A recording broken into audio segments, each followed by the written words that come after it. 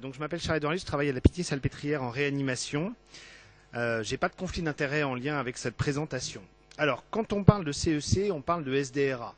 Mais il y a SDRA et SDRA, les orateurs précédents l'ont dit, chaque SDRA n'est jamais le même. Et quand vous comparez ces deux radios, celle de gauche c'est un SDRA sévère, mais il reste du parenchyme pulmonaire. Quand vous regardez celle de droite, vous voyez qu'il y a quasiment plus de parenchyme pulmonaire et que c'est peut-être dans ces situations-là qu'on aura besoin d'ECMO ou d'ECOR. Alors, quelques principes physiologiques pour bien comprendre qu'est-ce que c'est et comment ça marche. Juste une diapo sur la diffusion des gaz. Retenez, c'est très simpliste, mais retenez que le CO2 est 20 fois plus soluble que l'oxygène et que la diffusion du CO2 à travers une membrane est meilleure que celle de l'oxygène. Et qu'en pratique, en termes de CEC, ce sera beaucoup plus facile d'épurer le gaz carbonique que d'oxygéner un malade. Voilà quel est le principe.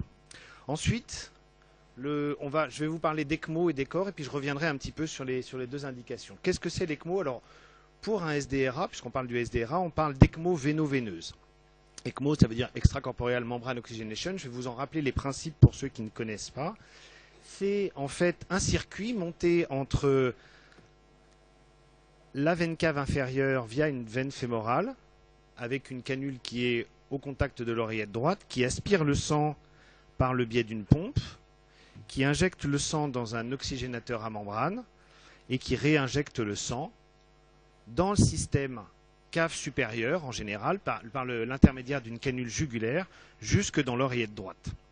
Et avec la nécessité d'avoir un contrôleur que vous avez ici qui permet de déterminer la vitesse à laquelle tourne le moteur en nombre de tours par minute. Alors le principe d'une ECMO, c'est très simple. Retenez que c'est comme une dialyse, mais une dialyse à l'air et à oxygène. Vous avez d'un côté un compartiment sanguin dans lequel circule du sang veineux. Vous avez votre canule qui est dans l'oreillette droite qui aspire le sang et qui la réinjecte dans l'oreillette droite, mais par le biais de la canule jugulaire, la membrane. Et puis de l'autre côté, au lieu d'avoir de l'eau, un soluté de dialyse comme un circuit de dialyse, vous avez en fait un compartiment dans lequel il y a de l'air qui passe. Et puis dans ce compartiment, il y a des molécules d'oxygène.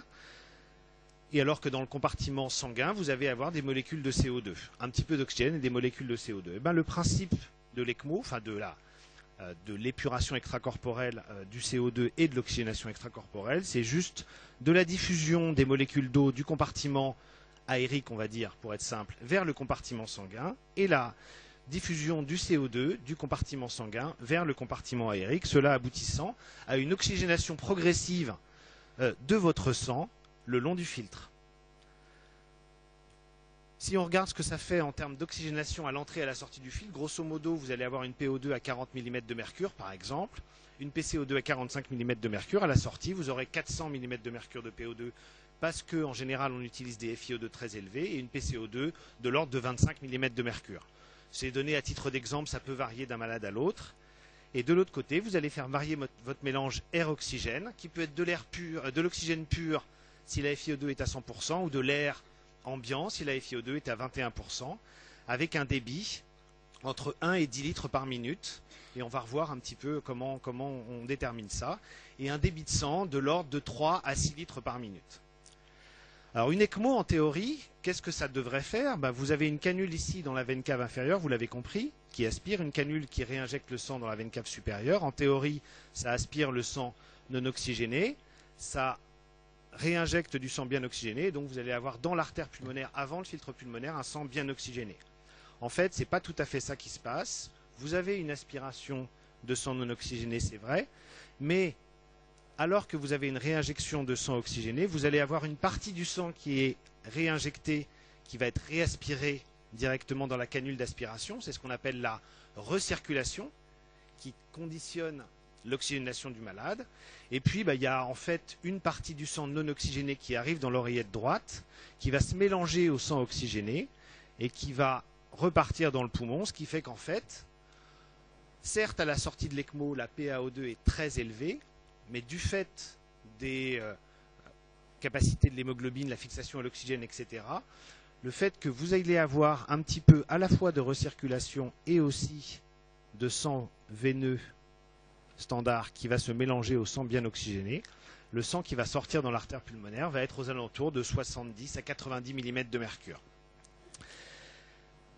Et qu'est-ce qui détermine cette oxygénation? C'est ce qu'on appelle la recirculation. Plus vous allez avoir du sang qui va repasser dans votre système, moins bonne va être votre oxygénation et le mélange du sang oxygéné et du sang désoxygéné qui vient du malade. Et en pratique, du fait des grandes capacités des membranes, il n'y a aucun problème sur l'épuration du CO2. Donc une ECMO, on va arriver à oxygéner le malade, mais on peut avoir des difficultés liées à cette recirculation et au mélange du sang oxygéné et désoxygéné. L'épuration du CO2, c'est vraiment pas un problème, et c'est là-dessus qu'est basé le principe de l'ECOR. Et si on regarde les paramètres qui régulent la PaO2 du malade sous ECMO, il y a certes la FiO2 sous ECMO véno-veineuse. Plus vous augmentez votre FiO2, plus vous allez avoir une oxygénation bonne pour le malade, mais il y a aussi le débit à travers l'ECMO. Et ce qu'on dit, alors c'est peut-être un petit peu compliqué sur la diapo, mais on dit qu'il faut que le débit de l'ECMO soit au moins 60% du débit cardiaque du malade pour qu'on puisse obtenir une oxygénation satisfaisante, du fait de la recirculation et de ces problèmes de mélange sang oxygéné par l'ECMO et sang non oxygéné qui provient du malade. Donc si vous prenez un malade qui a un débit cardiaque à 9 litres, il faudra un débit d'ECMO de 6 litres, enfin 5 litres 4, pour avoir une saturation supérieure à 90%. Pardon, il y a une erreur sur la diapo, c'est supérieur à 90%. Ce qui veut dire que pour un malade qui a un hyperdébit, il faut que le débit de l'ECMO soit au moins de 60% du débit cardiaque. Pour ce qui est du CO2, vous avez vu sur le petit schéma, ce qui régule la PaCO2, c'est le débit des gaz à travers la membrane, ce qu'on appelle le balayage. Plus le débit est élevé, plus l'extraction du CO2 va être élevée. Alors attention, juste un rappel, le SDRA c'est de l'ECMO véno-veineuse, pas de l'ECMO véno-artérielle. Parce que l'ECMO véno-artérielle, je vous rappelle, on prend le sang dans l'oreillette droite et on le réinjecte dans l'artère. Si vous avez un SDRA, qu'est-ce qui va se passer? Il y a du sang non oxygéné qui va passer dans le filtre pulmonaire, qui va arriver dans l'oreillette gauche, dans le ventricule gauche, et du fait de la normalité du cœur, il va y avoir une éjection du sang non oxygéné du ventricule gauche, et les premiers vaisseaux qui sortent du cœur, c'est les vaisseaux à destinée cérébrale, ce qui fait que quand vous avez une ECMO véno-artérielle sur un SDRA, vous allez oxygéner correctement la partie inférieure du corps, mais l'oxygénation de la partie supérieure du corps, c'est le sang qui sort du cœur. Le sang qui sort du cœur, il vient des poumons, et le sang qui vient des poumons, il est désoxygéné du fait du SDRA. C'est pour ça qu'on dit à nos infirmières, quand on met une ECMO véno-artérielle, ça c'est un petit aparté, surveiller la saturation artérielle et la gazométrie artérielle du côté de la main droite parce que c'est le meilleur reflet de l'oxygénation cérébrale. Donc ECMO véno-veineuse, SDRA égale ECMO véno-veineuse et pas ECMO véno-artérielle à cause de ça. Une ECMO véno-artérielle sur un SDRA, vous n'allez pas oxygéner la partie supérieure du corps et donc le cerveau. Alors est-ce que ça marche l'ECMO véno-veineuse? À l'heure actuelle, il y a beaucoup de données, on va dire de registres ou prospectives. Probablement, une des meilleures indications, c'est les pneumonies aiguës, notamment les pneumonies grippales. Et ici, vous avez une méta-analyse qui vous montre l'utilisation de l'ECMO dans les formes sévères de pneumonie grippale. Vous voyez que sur les 8 études qui avaient été reprises dans ce travail, les malades avaient en moyenne 10 jours d'ECMO et une mortalité assez faible de l'ordre de 28%, ce qui est plutôt pas mal. Mais l'ECMO, ça ne marche pas toujours. Et Mathieu Schmidt, dans notre équipe, avait repris un petit peu tous les malades dans 3 centres d'ailleurs, qui avaient bénéficié d'une ECMO véno-veineuse. Et il avait, vous voyez, analysé en fonction de la gravité et de certains scores la mortalité. Vous voyez que de temps en temps, ça marche très bien. Mortalité 0, on peut se demander si les malades avaient besoin d'une ECMO. Puis de temps en temps, ça ne marche pas du tout. Et vous avez une mortalité de plus de 80%. Donc ça marche probablement chez certains malades, mais pas chez tous. Et on le verra, probablement qu'il y a encore du travail à faire pour savoir si l'ECMO, ça marche. Deuxième principe, deuxième système, c'est l'ECOR. L'ECOR, ça veut dire extracorporeal CO2 removal ou extraction extracorporelle du CO2. C'est une sorte de mini ECMO, sauf que c'est avec un seul cathéter, et donc une seule voie d'abord, avec un cathéter à double courant. Il y a plusieurs systèmes qui existent sur le marché. Je vais passer assez rapidement. En grosso modo, chaque firme a son système. Comment ça marche? Ça marche un petit peu comme une ECMO. hein, c'est une membrane, on fait passer de l'oxygène, et puis il va y avoir une oxygénation et une décarboxylation du sang par l'intermédiaire de la membrane. La seule différence avec l'ECMO, ce sont les débits. Et vous voyez que le débit du sang, en général, il est autour de 1 litre. Il peut être un petit peu supérieur, 2 litres minute. Une ECMO, c'est 5-6 litres. Et le débit du gaz qui passe, c'est 1 à 6 litres par minute. Grosso modo, on va oxygéner, on va décarboxyler. Et donc, à la sortie du filtre, on aura une décarboxylation et une augmentation de la PO2. Mais le fait est que du fait du faible débit sanguin, vous allez surtout épurer le gaz carbonique et vous n'allez pas oxygéner le malade. Le sang qui sort de l'écorre, c'est pour ceux qui ont vu les dispositifs dans la ligne artérielle donc de réinjection, il est rouge, hein, donc il y a une oxygénation, mais du fait du faible débit sanguin, qui est de l'ordre de 1 à 2 litres minute, c'est insuffisant pour assurer une oxygénation satisfaisante. Et donc le but, ce n'est que l'épuration du CO2. C'est mieux comme ça. Donc le but de l'écorre, ce n'est que l'épuration du CO2.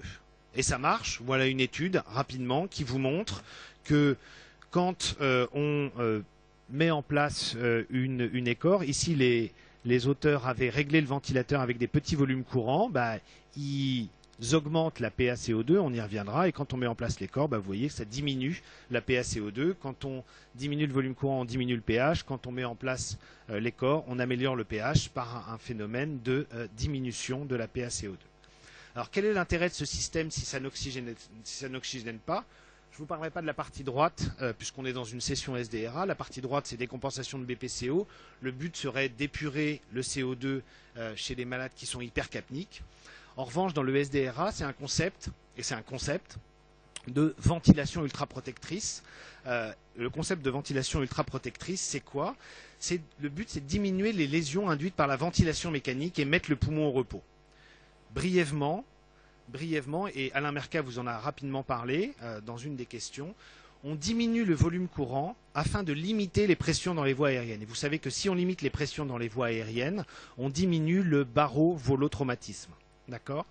Donc vous allez diminuer le volume courant au maximum pour diminuer au maximum les pressions dans les voies aériennes. On assure l'oxygénation par le biais de la FiO2 et de la PEP.